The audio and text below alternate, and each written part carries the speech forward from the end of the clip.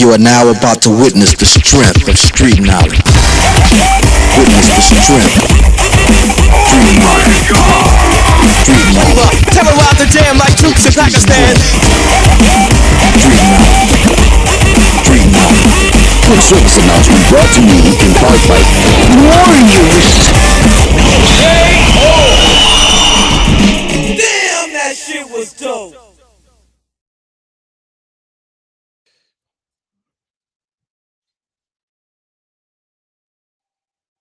And welcome back to another Warrior Creed live stream with me, the radical Majid Nawaz. And today, an incredibly serious topic for you all. It's in a sense, a part two from last week's topic on Epstein's VIP blackmail ring, except focusing specifically on the UK street element of this, which is the grooming gangs, because, of course, this has become a major topic in the UK, and the statutory inquiry that Prime Minister Starmer reluctantly had to call into this UK underage rape grooming gangs scandal has this week completely collapsed as survivors, rape survivors of these grooming gangs have, one after the other, left the inquiry in disgust at the conduct of this Labour government.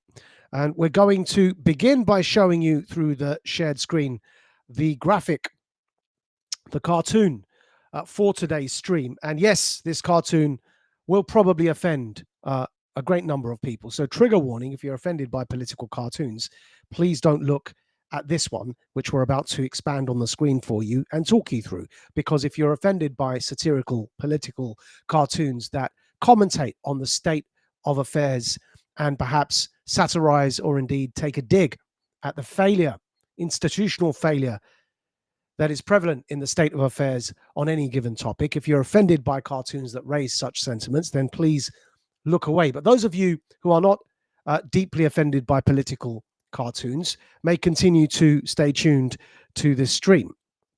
And let's talk you through this political cartoon that we're using as the basis for our stream today. That is, it should be expanded on your screens right about now. And what you can see there on your screens, this is, of course, a satirical commentary on the underage rape grooming gang scandal in the UK. This cartoon features a number of points that are important to understand.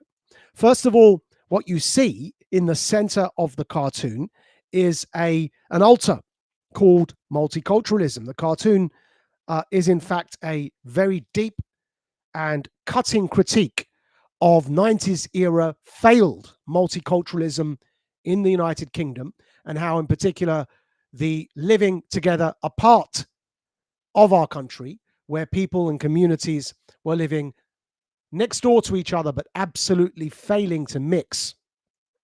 And as a result, we were developing monocultural ghettos in the UK in the 90s, which first and foremost harmed the vulnerable minorities within those minority communities, harmed those socially upward mobile voices that were perhaps trying to think things out of the box, instead preferring for the sake of stability and political expediency, preferring the voices of stability within those minority communities that invariably tended to be the hierarchical, patriarchal structures of dominance that existed within minority communities. What that failed 90s era of multiculturalism led to in this country is satirized and depicted in this political cartoon on your screens right now. The altar of multiculturalism is at the center of the cartoon. Surrounding that, on top of that altar, is a young white girl who is being raped by a bunch of Muslim religious fanatics. And around them, around that scene, to the your left, my right of that, is a father saying, "Hey, that's my daughter." A policeman restraining the father, and a social worker saying to the father, "If you don't calm down, we will take your child away from you into protective custody for their own safety against you, the violent and abusive father." To the other side of that altar, you see The Labour Party, a man, a big fat man in a suit with a bald head and a cigar, with the red Labour slogan emblazoned on the back of his grey suit, turning his back to the scene of the underage girl being raped. Of course, we've blacked out the explicit part of that underage girl because in the original cartoon she was completely naked. We didn't feel that was appropriate to show you on the Warrior Creed live stream, but that can be found online. But nevertheless, the Labour Party fat cat with his back turned to the altar of multiculturalism and the scene occurring on there, instead facing directly to a Tory politician with the Tory slogan emblazoned on the back of his suit, while the Tory politician buggers an underage boy. And alongside that, Nigel Farage standing there saying, what on earth is going on here, in exasperation and surprise. And the description underneath the cartoon stating the most offensive thing about this cartoon is that it is all true. Now, for those of you that survived up until now in this stream and weren't triggered by a political and satirical cartoon, congratulations. We thought long and hard before making that political cartoon the basis of our stream today on an incredibly important topic as this, because we didn't want it to distract from the announcement that the Reform Party, Nigel Farage, and one of the survivors on the now failed Labour Party statutory inquiry into underage rape grooming gangs, Ella Reynolds, Farage and Ella Reynolds gave a press conference. We didn't want this political cartoon to distract from the seriousness of that press conference, nor the policy suggestion made by the Reform Party and Nigel Farage at that press conference. So we thought long and hard before leading with that political satirical cartoon. However, in the end, as is clear for those of you that weren't triggered by satire and stayed on this stream, it is clear that we chose to use it. Allow us to, before we get to the Reform Party press conference, allow us to explain ourselves as to why we chose to lead with that cartoon. Because when we read the slogan underneath the cartoon, which we're going to show you one more time, when we read this slogan, the most offensive thing about this cartoon is that it is all true. We sat here for a good moment and thought long and hard about that slogan as to whether the slogan itself is true, whether it is indeed true, that the most offensive thing about the cartoon is that it is all true. And having, as our regulars will know, having been on top of this underage rape grooming gang scandal for a very long time, for many, many years, having as the founding chairman of the counter-extremism organization, Quilliam, commissioned a report into this matter, the first policy report in Britain seriously to address this subject matter as an exclusive topic on its own, in its own right, the grooming gangs topic. Having commissioned that report, having through the LBC years raised this multiple times live on air before LBC cancelled us, we are intimately familiar with the grooming gangs scandal. And take it from us as we assure you that it is true that the most offensive thing about the cartoon that we just showed you is that everything in that cartoon is true. And so let's begin with the fact that, of course, the rapes were occurring. We know from multiple news sources that there have been arrests and convictions in multiple cities up and down this country. When we discussed this on LBC many years ago, it was 27 towns and cities. We're about to show you that clip, a much younger version of us, in as much disgust, addressing this same topic. Little has been done since then, as you heard from the survivors in the Reform Party press conference on this topic, which we'll also get to very soon. But as we now know, the central element of that cartoon, that the rapes through these underage rape grooming gangs were occurring with impunity, that much is true. The convictions themselves speak to that. In addition, though, we also now know, as the independent police report into this topic has since confessed to, that the institutions were concealing and covering up these industrial scale underage rapes by gangs up and down this country from fear of being accused of being racist, because the hugely disproportionate number of perpetrators in these underage rape grooming gangs were British Pakistani Muslim men. We know even the police have admitted that they covered this all up. We also know that since Keir Starmer initially forced every single Labour MP to unanimously vote against the statutory inquiry that he was then subsequently forced to hold, and that has now collapsed because they've obstructed it so much. We also know that in addition to Starmer forcing all the Labour MPs to unanimously vote against that inquiry, yet more obstruction, we know that since then, a former defence minister under the Labour government, Ivor Kaplan, was arrested in a sting soliciting the underage sexual favours of a 15-year-old boy, and he was live streamed while he was being arrested. We also know that since then, police officers in cities such as Rotherham have been arrested for their complicity in this national, historic and national scandal.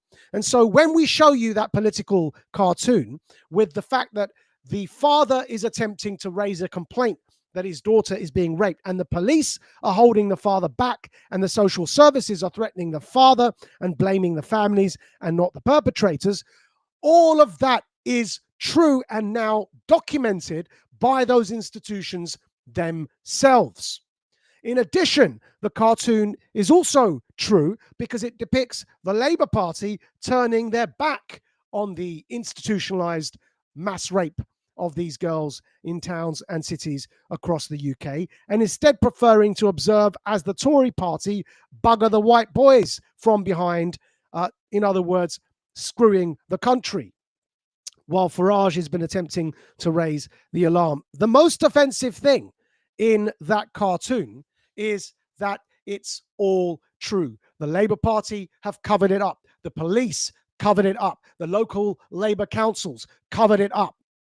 Keir Starmer was head of the Crown Prosecution Service when he chose not to prosecute in one such key underage rape grooming gang case, even though the victim presented evidence that included her underwear with the perpetrator's DNA on it. And yet Keir Starmer, the same Keir Starmer who was director of public prosecutions that refused to prosecute Britain's most notorious paedophile, Sir Jimmy Savile, also failed to prosecute in the grooming gang case. And we're going to bring all the receipts for that in this stream. And so the most offensive thing about this cartoon is that it's true. The most offensive thing about the cartoon is that the Labour Party covered it up, that the local Labour councils covered it up, that the institutions such as the police, subsequently there have been arrests in the police, that they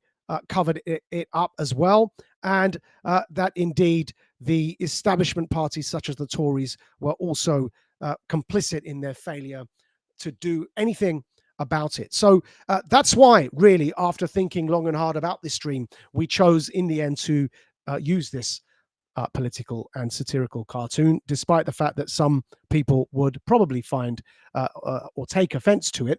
In fact, we decided the most offensive thing about that cartoon is that it's true. And so that's why the topic for today, grooming gang or grooming rape gangs, the cover up will be exposed. And it will be exposed because this subject is not going away. And as Daniel Kruger recently said on behalf of Reform, he's a Tory MP who defected on the 15th of September to the Reform Party.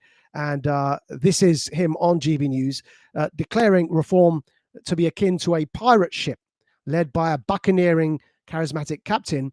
It's the piracy of Reform's suggestion that will bring change. Before we explain what we mean by that, specifically what we mean by the fact that it's the piracy that will bring the change, let's first hear Daniel Kruger, the former Conservative MP, now since September the 15th of this year, now Reform MP, and how he describes the Reform Party as a pirate ship. And you're going to see why, when in particular it comes to the underage rape grooming gangs scandal that the Reform Party is a pirate ship addressing something in a manner akin to pirates, but will in the end bring about change, much needed change on this topic. So take a listen to, here's Danny Kruger. Start by risking a metaphor. And people keep asking me how I feel having left the sinking ship of the Tory party. And I feel pretty good. We are riding high, the wind is in our sails. I'm on a ship that is actually going somewhere. And of course, as we all know, Reform is a bit of a pirate ship, led by a buccaneering, charismatic captain, an ill-disciplined crew, sometimes badly ill-disciplined, but a powerful ship with a dangerous broadside, a terror to its rivals. Now, the job of Zia and Nigel and Richard and me and our colleagues is to help turn this pirate ship into His Majesty's Royal Navy ship of the line, ready to enter the King's service and serve our nation. That is our job, and it's a serious job. And yes, Reform believes that politics can be fun. But the people I've met since joining this party last month are deadly serious. And I was at a street stall this weekend. David Bull, our chairman, organised a national membership drive, and we had stalls across the country. And I was at one in Wiltshire. And one of our activists said to me about Labour and the Conservatives, he said, they call themselves the grown-ups, but they're not. They're just playing at politics. We, Reform, we need to be the real grown-ups. We need to actually take charge of the system and make it better and make it work for the country. And he was right. Now, why we begin with this description that the Reform Party is a pirate ship is because clearly it takes pirates to be able to understand exactly what's gone on here and rip up the rule book when it comes to grooming gangs. So as you see with this headline now that should be on your screens from GB News, Nigel Farage rips up rule book as Reform sets out new vision to handle grooming gang scandal. They must have known. That's Farage talking about the establishment politicians who must have known what was going on, the institutions that must have known what was going on. And it takes pirates to make comments such as the following that we're going to read for you from Farage on your screens now about the grooming gangs and the failures of Keir Starmer's belated statutory inquiry that has now failed in this topic. Nigel Farage, it says, has proposed ripping up the parliamentary rulebook, setting out a brand new approach to address the grooming gangs issue. The Reform UK chief demanded that former MPs who presided over areas which were afflicted by the rape gangs should be questioned by Parliament. Speaking to People's Channel star Martin Daubeny, declaring they must have known what was going on. And this is Farage demanding that those MPs that served in those areas where the grooming gang cases were particularly rife, that those MPs should be called into Parliament to testify as to exactly how much they may have known when those grooming gang cases were going on. And the point here to understand is the following. We all remember the fact that Keir Starmer was Director of Public Prosecutions when he chose not to prosecute, as testified to by former police detective and now whistleblower Maggie Oliver, when Starmer chose not to prosecute a key grooming gangs case, despite the fact that the perpetrator's DNA was on the victim's underwear. We all remember that a key Labour Party peer, Lord Nazir Ahmed of Rotherham, a key grooming gang city, was eventually, many years after people were blowing the whistle, convicted for underage sexual abuse of young boys. We have only recently, as a nation, started to come to terms with the fact that Keir Starmer, despite knowing that Lord Mandelson had remained in close contact with Epstein after the latter's conviction, had visited Epstein's island, had gone to Paris for Epstein's birthday, was planning to visit Epstein in his New York mansion, despite knowing of Epstein's conviction for trafficking underage girls. We all know that Keir Starmer appointed that same Lord Peter Mandelson as our British ambassador to Washington, D.C. And then, of course, Lord Mandelson had to quit in shame because further information was leaked that revealed that Lord Mandelson remained in contact with Epstein and, in fact, was protesting his innocence in those, effectively protesting his innocence in those private emails between them two. And so when you understand it like that, you begin to understand how the system, the police, the social services, and the Labour Party in local and national government now served to cover up this scandal. And it takes a pirate to stand up to the entire system and say, every single one of you, each one of your institutions, the police, the local councils, the social services, and the national government, and key members in those institutions, the politicians, the local councillors, the care workers, that each one of you is guilty.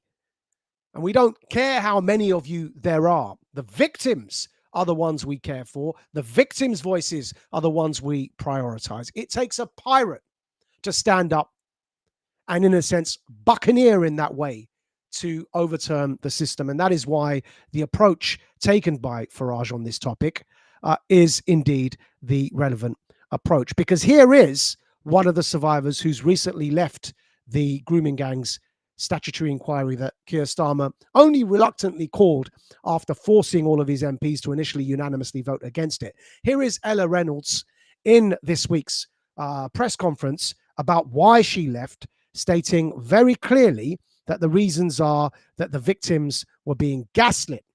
And you can see that on your screens right now. The victims were being gaslit. It says it was a very controlling atmosphere. It was very gaslighting, very manipulative. Grooming gang survivor Ellie Reynolds, who quit the inquiry last week, says the investigation was a mess from the start. And we're just going to play that for you. So take a listen now to what Ellie Reynolds had to say. I think the inquiry that was set up, it was a mess from the start. When I joined the panel, we knew from the get-go that it was messy. It was a very controlling, it was very gaslighting, manipulative, and we went on, and we all went on to do the right thing, and that was to seek justice, that was to find the truth, to not be silenced anymore, and to be able to help our future. And we look at our future generations in this as well, because not only are we about ourselves, but we're also about the present victims and the victims that can occur if this shambles continues. And the way that we were spoken to was very degrading. It was very controlling. Seek support from family members. We weren't allowed to seek support from each and every survivor on the panel. Typically, you find with survivors is that they will confide in each other because we have been through near enough the same thing. So that is the better way that we can seek support. That was taken from us.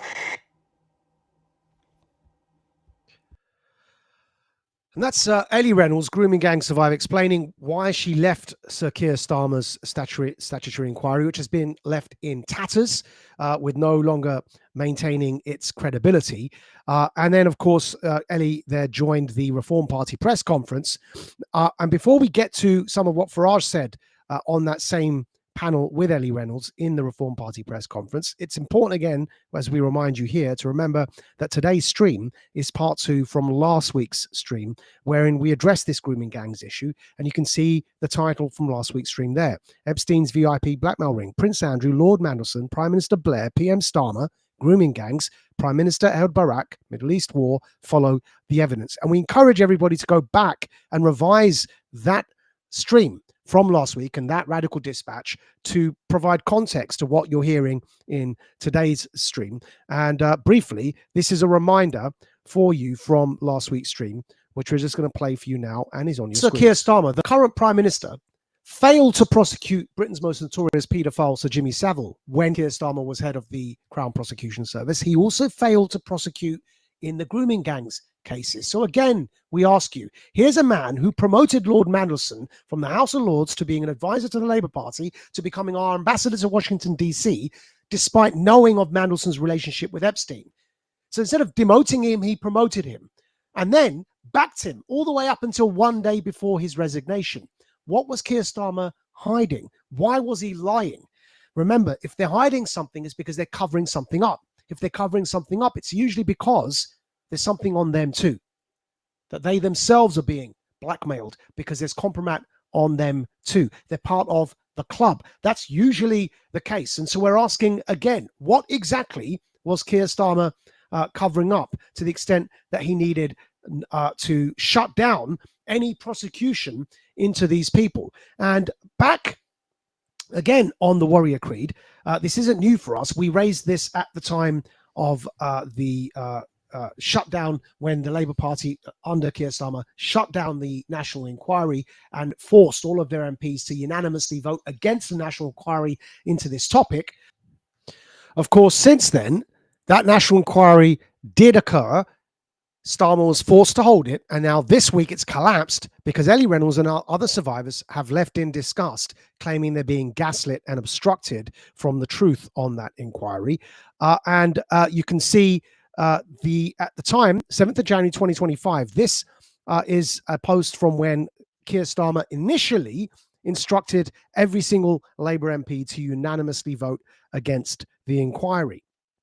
Keir Starmer has made it compulsory, it says, for Labour MPs to vote against the National Inquiry tomorrow. They will lose the whip otherwise. And that's what happened. They all voted against it. We reported that at the time. That's on your screens now. Radical Media reports 8th of January 2025. Demand a National Inquiry. Systemic underage rape grooming gang scandal rocks UK establishment. And at the time, of course, we reported how the Times newspaper was covering it as well. And that's on your screens now, reporting from the 6th of January 2025. What is the grooming gang scandal and how does Starmer fit in? Reading an extract from that, the Prime Minister was in charge of the Crown Prosecution Service when the Times exposed a conspiracy of silence around on-street grooming among police, councils and prosecutors in 2011. The Labour leader has used his time as Director of Public Prosecutions to his political advantage several times. And so even corporate press has begun addressing the fact that the real problem here, the real issue, isn't so much the story any longer. The story is now out, despite years and years of the police, local Labour councils, care workers and national government suppressing this story, demonizing those who chose to speak out against it. The story is now out, and the real scandal now is the cover-up. And it's the cover-up that is continuing till this day in the way that it suppressed the voices of the survivors in the inquiry that Keir Starmer was eventually forced to call. Remember, he didn't even want that inquiry. They whipped every single Labour MP to unanimously vote against that inquiry. They are desperate to prevent this story from gaining any traction. And again, the story itself isn't new. By way of a reminder, here we are on Global's LBC before they unceremoniously sacked us on over Twitter without warning, raising this issue. And as you can see, a much younger looking version of us raising this issue live on air. Take a listen to this. This is a summary of the topic for you all, especially if you're not from the UK. Cities with probably thousands of underage young girls. It must lead to a Stephen Lawrence-style national inquiry looking into what the institutional failures have been. Well, here, the majority of these girls were in care homes and therefore were let down by these care homes. One girl was impregnated twice before the age of 15 in her care home because an adult predator was allowed into their care home to statutorily rape her. Eventually found dead from a heroin overdose. There has been failures on an institutional level in the care homes up and down this country. There have been failures on an institutional level in the police up and down this country. And there have been failures on an institutional level in local Labour councils, probably not only Labour, but mainly Labour councils up and down this country because people have been scared of being called racist. And the fear of racism or the fear of so-called Islamophobia, which is a misnomer, the fear, more appropriately, of anti-Muslim bigotry must never be an excuse to allow underage girls to be raped and abused in this way. Think of that. Imagine that. 27 cities and counting. Because I can guarantee you we haven't heard the end of this yet. Imagine the thousands of victims. Imagine the impunity with which these men must have been acting. Some of the girls as young as 11. One girl, if my memory serves me correctly, was in Oxford. One girl was even branded by her raper as property of, and then his name on her leg. And I think, if memory serves me correctly, that girl was 11 years old. It is an absolute disgrace. People have cared for their reputations over the safety of children in this country being raped and drugged and passed around like meat because of the bigotry and the prejudices of these Pakistani Muslim men who are looking down on these children as less than, as inferior, as some form of infidel that doesn't deserve honor or dignity. And I address you now here, oh woke left wing. You talk about believing the victim. Look it up. Go to your smartphone and Google Ella Hill. She writes a piece in The Independent in which she describes the religious extremist terminology her abusers were using as they were sexually exploiting her as a child, in which she talks of how they called her an infidel and how they abused her race and her lack of Islamic faith and justified treating her in this way because they viewed her as less than, because they believe themselves to be Muslim supremacists. Don't tell me that their Muslim identity had nothing to do with this. I have lived and breathed this community all of my life. I can guarantee you that it's not the cause, but a factor in the way in which these girls was treated was the culture of these men, and as part of that culture is their religious attitude towards non-Muslims. And that is the reason that you see almost exclusively that they are men like me, Pakistani, British, Muslim. Most of them, all of them Muslims, almost all Pakistani Muslims. And the victims, almost all underaged white girls. We started to convict people. Yes, I listed those 27 cities for you, which is bad enough as it is. But where's the accountability for the police who covered this up? Where's the accountability for the Labour councils who covered this up? Where are the accolades for Anne Cryer MP, former Labour MP in Keighley, who raised this years and years ago, was a sole voice, crying out into the wilderness, beseeching people to listen to her? Then came Julie Bindel, the first to write columns about this, ignored. In fact, she writes herself that in 2007 she was looking into this and her pieces were shelved. Look how Sarah Champion was treated, a Labour front bencher who was sacked because she said this was a problem. And now finally the independent police watchdog has said, yes, it was covered up by the police. Well, that's not good enough, because nothing short of this national and statutory inquiry will satisfy the victims and bring them dignity and honour, but also quell the anger that is people are rightfully feeling as these cases unfold. As I say, it is a national disgrace. Now, the only thing we would add to that obviously younger version of the older us, the only thing we would add to that is that since saying all of that, all of it's come out. The police cover up, the local council cover up, the social workers cover up, Keir Starmer's cover up, and now he's prime minister, but at the time he was director of public prosecutions. It's now all come out, and the ongoing cover up with the smothering of this national inquiry that Starmer didn't even want to hold, all of that has since come out. And that's why we're saying to you that the cartoon we started with is accurate, that the most offensive thing about that cartoon was that it's all true. The only thing we'd add is that since saying all of this, of course, what we've learned, and that's why we said today's stream is part 2 from last week's, is that what we've learned since then is that it didn't stop at the on-street underage rape grooming gangs in the UK, that this was in fact a structure, a part of a sexual abuse hierarchy that extended through the politicians all the way to other countries as well, in what was known as Epstein's VIP paedophile ring.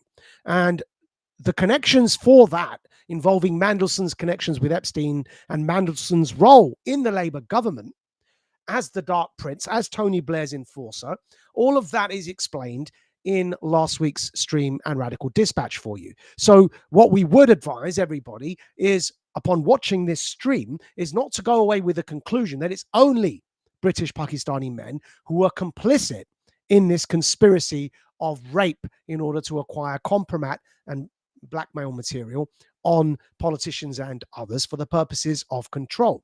They were the street level element of this tactic. Of course, there's a higher global version of this involving Prince Andrew, involving Epstein and Israel's Mossad.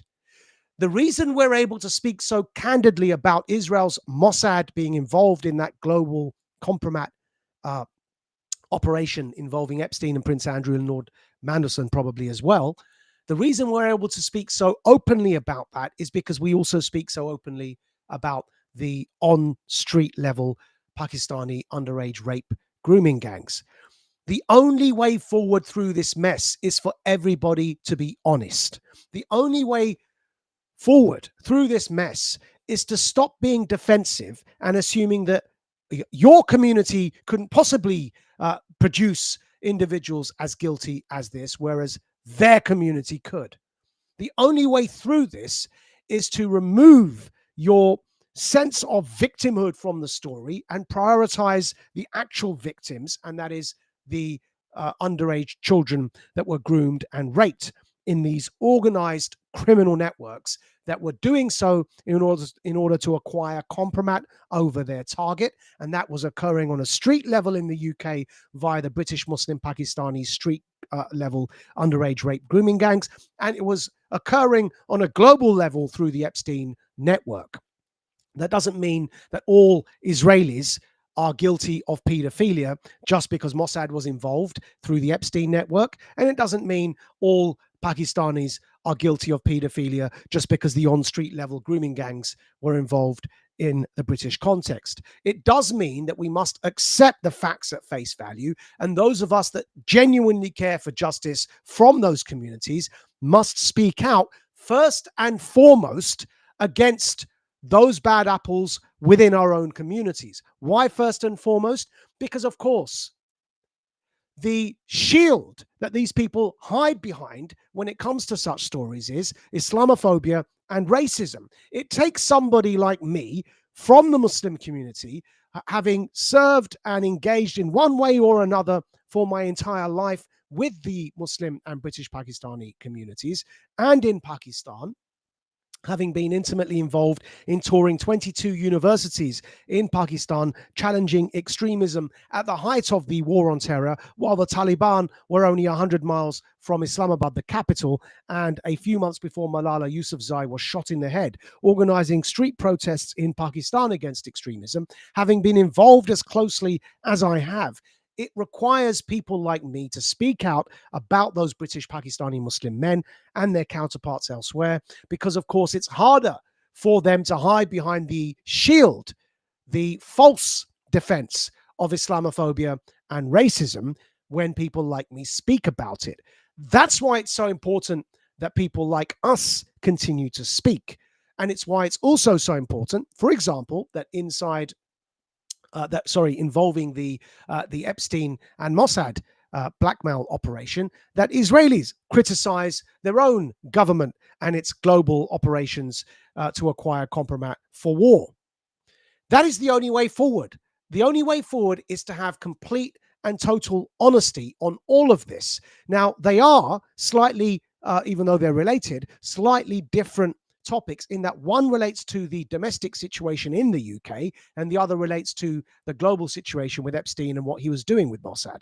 But other than that, they are the same story, connected, as we've suggested last week, through the stream and through the Radical Dispatch and provided the receipts for, connected through Lord Mandelson and Keir Starmer, who's now the Prime Minister. That's how the foreign element of this connects with the UK domestic element and the street level element.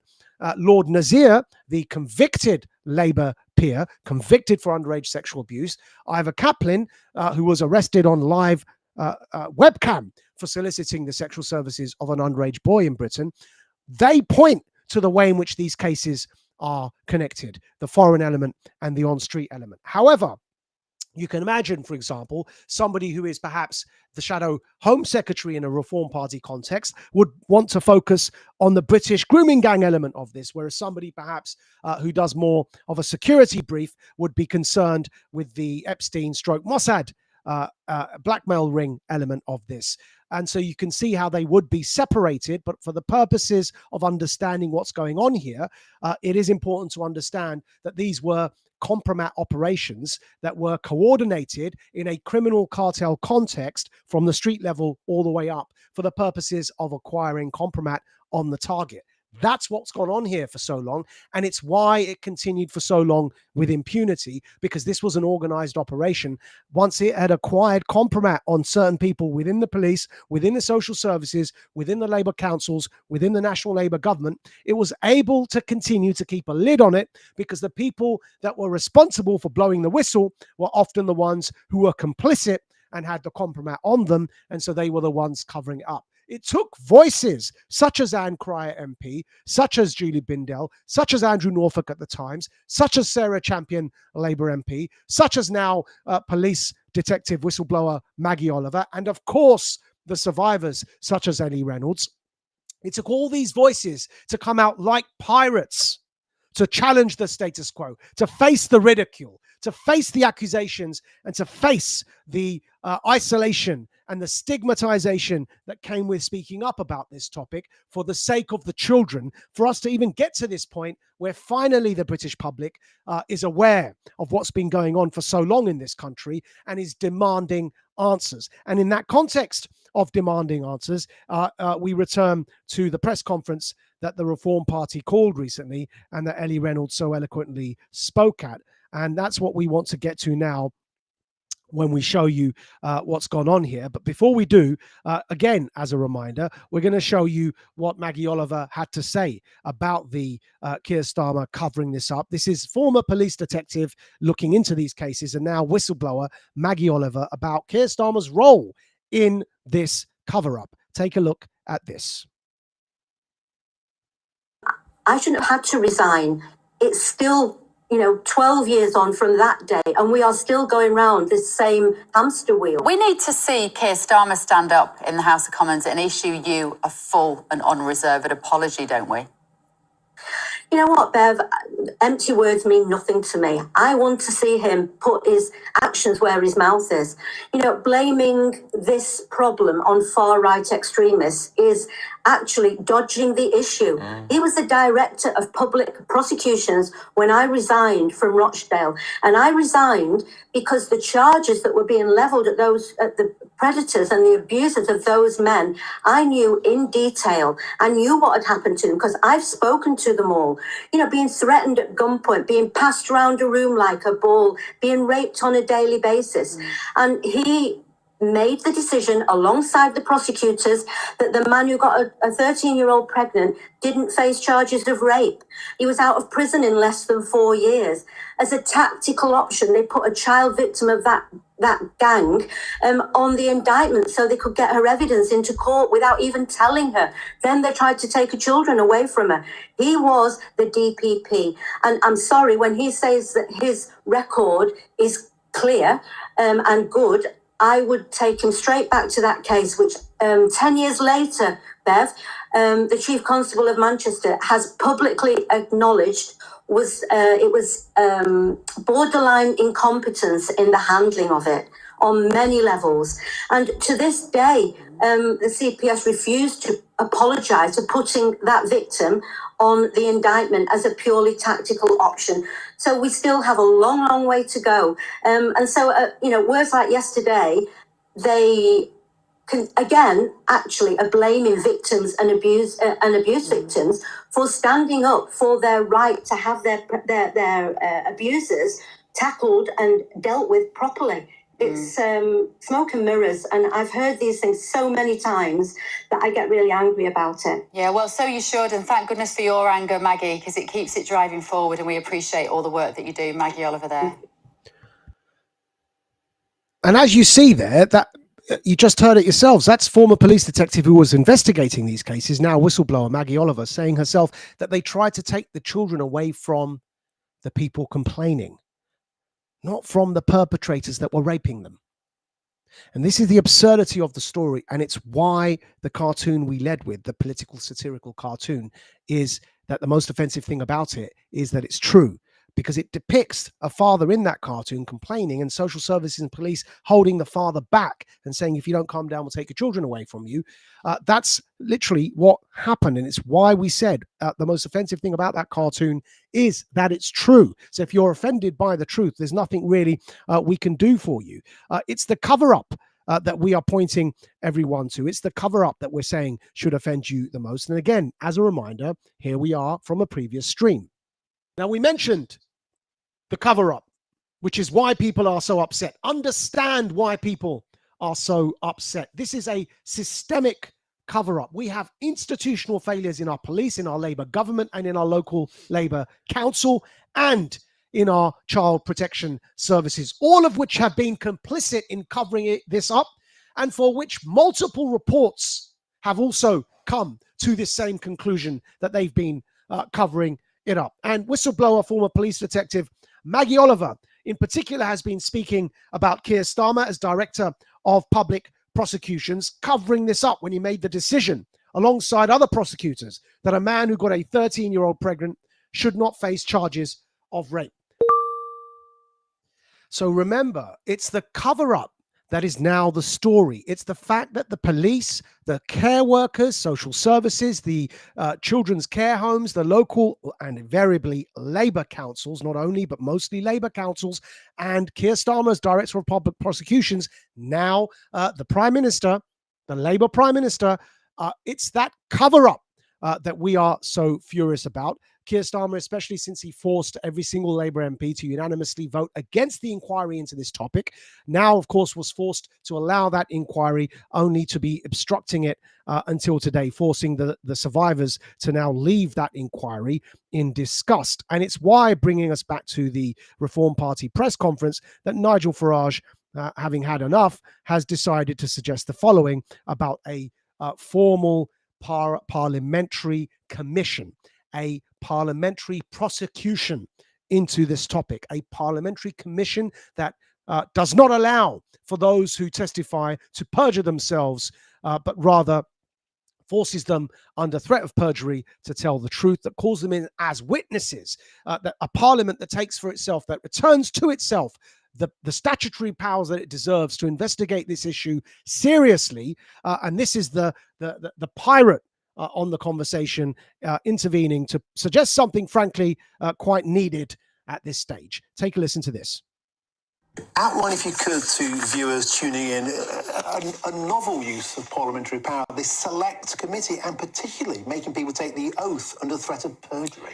So, 2 months ago, I went to Washington to testify before the House Judicial Committee about the situation with free speech in Britain. I had to put my hand on the Bible and swear. I thought, wow, I'm in a court of law. Now, not being an American citizen means I couldn't perjure myself, but I'm in a court of law. I thought, why doesn't the British Parliament, why don't our committees have these powers? Well, funny enough, I was talking to Ranald Jawardner, former Conservative minister, who said, no, we've all forgotten. Fred Goodwin was summoned, remember, the ex-boss of RBS, was summoned to appear before the Treasury Select Committee after the banking collapse. In 2011, the Public Accounts Committee were looking at wasteful money in public finances, actually got people to swear oaths before that committee. Now, 15 years has gone by. We've forgotten about all of this. Parliament has forgotten the powers that it has. It does have the ability to subpoena people to appear. It does have, albeit you may say these are ancient laws and not current now, but it does have the ability to sanction, including imprisonment, in theory. And it does, as it did in 2011, have the ability to make people come and under oath before committee in Parliament, give their statements, which, if they lie, could be open to perjury as well.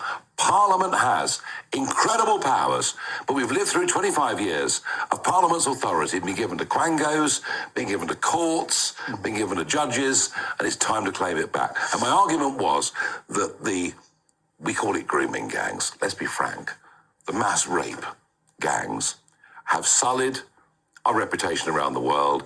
They're a stain on our country. Do you know up to 250,000 young girls have been abused by these gangs over the last few decades? The numbers are almost incomprehensible. And I want Parliament to grip this and restore public trust. Indeed, that is the way forward.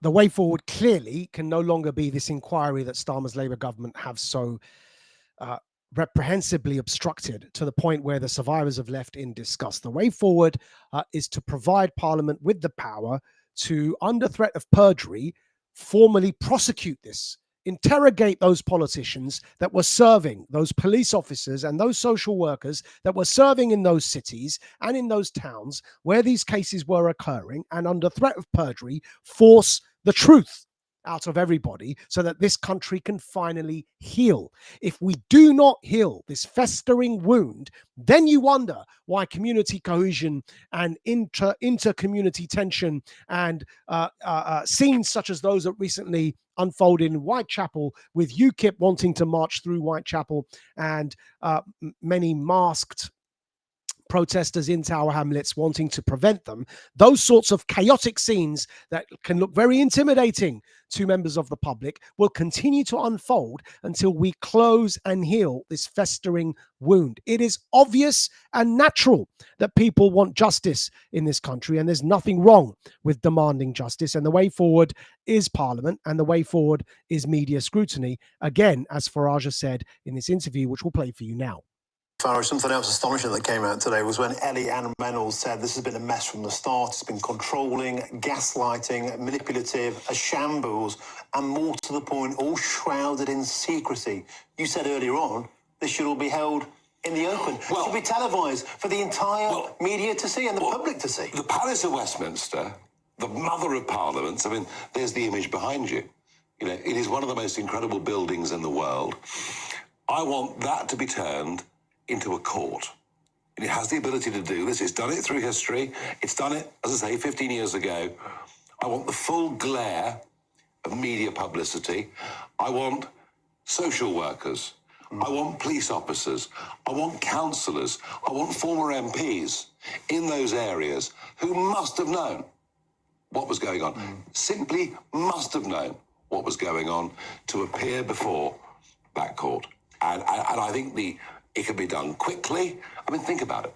Starmer U-turned earlier on this year on a public inquiry. Nearly 5 months have elapsed. Nothing has happened. They can't even agree a chair. So I think this is the right place to do it, in the full glare of media publicity, and to do it quickly. That is actually a very good suggestion. Give Parliament the right to prosecute this as a court of law under threat of perjury, to call in the witnesses mandatorily and have them testify to exactly what happened. That is the way forward, folks. That is the way forward for us to be able to close this festering wound and begin to heal and unite this country again after years and years of community strife over this topic. Is it any wonder that community cohesion is plummeting in this country? Is it any wonder that communities are beginning to look upon each other with mutual and growing suspicion and hostility? Because the people, the criminals that were responsible for covering this up, because they were complicit in this paedophile compromat operation that was organized and run by criminal cartels, those politicians, police officers, care workers who have started to be arrested, by the way, in addition to the perpetrators, they were the ones covering it up. They would rather the communities hate each other than them expose exactly what their game was, which was that they were doing this on purpose to communities for the purposes of acquiring compromat and controlling those communities. The entire purpose of this was to result in this outcome, because the more inter-community tension we have, rioting, if you like, the easier it is for these globalist politicians to then bring in their planned technocracy, their digital ID, as Keir Starmer has said he wants to bring in. They want you to riot and fight each other so that they can enforce their digital ID over you and their other control mechanisms and create technocratic slaves out of you. It's those same people that are complicit in the cover-up, that were complicit in the crime itself, who are now in charge.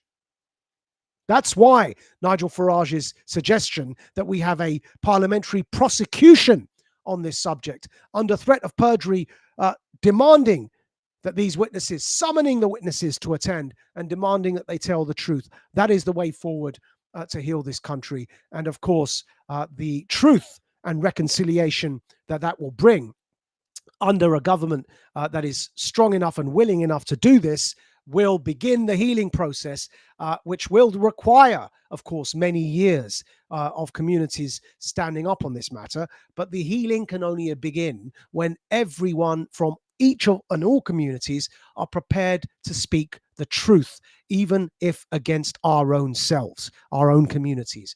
That's the approach that we have to be prepared to take on this subject. And it's why, indeed, it's encouraging that even people, British Muslims like Zia Yusuf, who is recent to this topic, only having recently joined Frontline Politics, has been speaking on this topic the way he has. And we're going to show you that now on your screens as well, because we need voices like this to be open and brave about this topic. And I think Nigel's right that this, sadly, this statutory inquiry that Labour were dragged kicking and screaming into is dead in the water. I mean, 5 survivors have resigned from the inquiry already. All 5 have called for Jess Phillips's resignation. And look, as soon as something like that happens, I'm afraid the inquiry has lost an enormous amount of credibility. Look, those are the ones who have publicly resigned, which would suggest, no doubt, there's going to be more who have concerns, perhaps privately. What Nigel is saying is that actually something that people in the political class seem to have forgotten, which is the UK Parliament, you know, the cradle of democracy, the cockpit of democracy, has extraordinary power. What needs to be true now is we cannot allow Labour to just kick the can down the road, which I think was why they reluctantly agreed, because they could kick the can down the road until the next general election, until after the next general. We can't allow that to happen. The survivors and the victims of the rape gangs have suffered more than enough. As Ellie, I mean, she was absolutely incredible today. I encourage anyone watching this, I know there were some short clips there, please go and watch the press conference. She spoke, I was taken aback by how beautifully and eloquently and passionately she spoke, and so bravely. And she was saying, listen, she's one of the reasons she resigned is because they've had enough. People like her have had enough as victims of being told by social workers to stop attention seeking, being told by the police to go home, and stop attention seeking. What we're saying is, let's use the powers of Parliament. Parliament has the power to subpoena. It has the power to compel witnesses to attend in front of a panel, and it has the power to compel them to tell the truth under penalty of perjury. And yes, we do need cameras there, so that there is full transparency, which also then gets us away from the place of one person's word against another, which is clearly in some ways what we see right now. And yes, that does mean we have to have politicians involved, but it will mean we get to the truth, which is the crucial thing here, Nana. We will get to the truth much, much faster.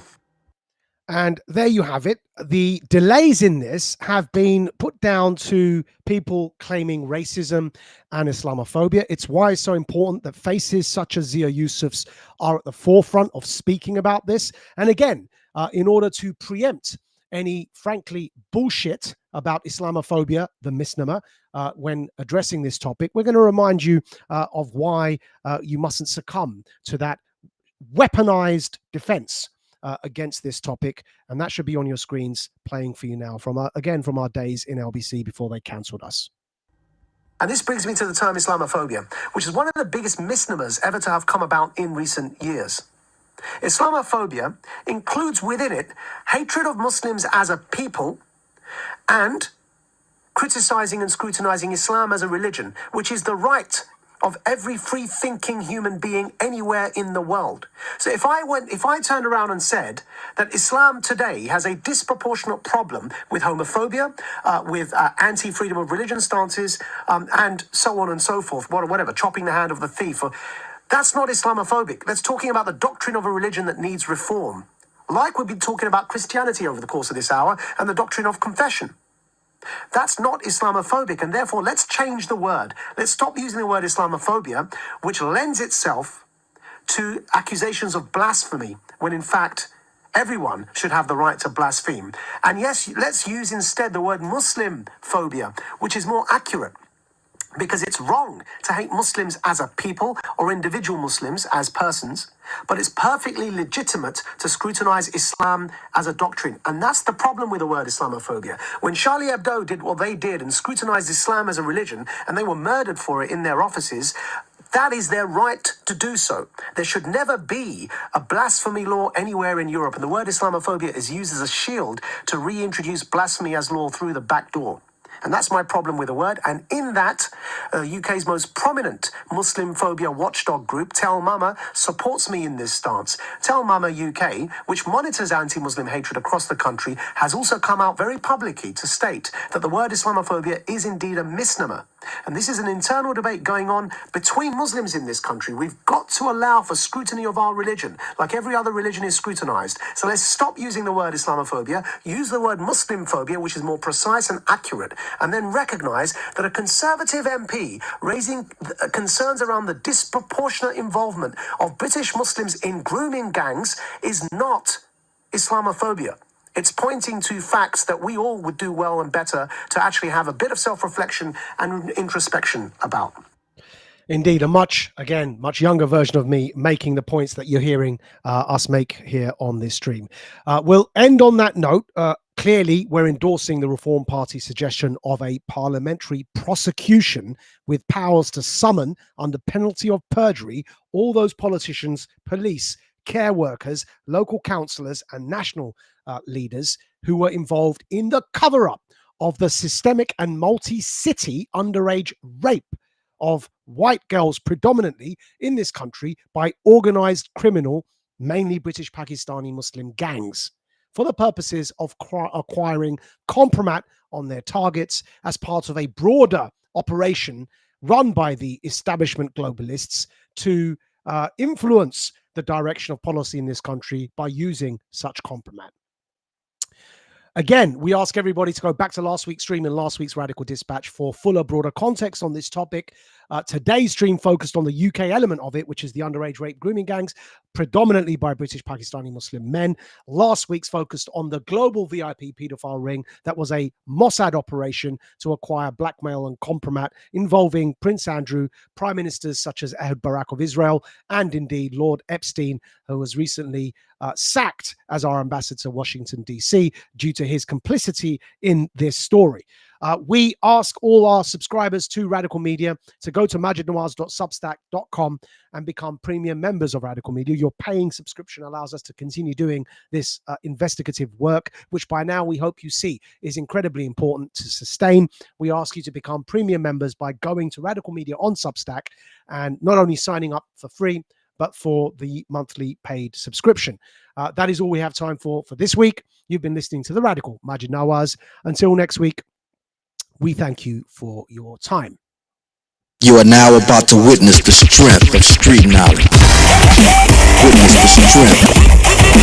Street knowledge. Street knowledge. Terrorize the jam like troops in Pakistan. Street knowledge. Street knowledge. Quick service announcement brought to you in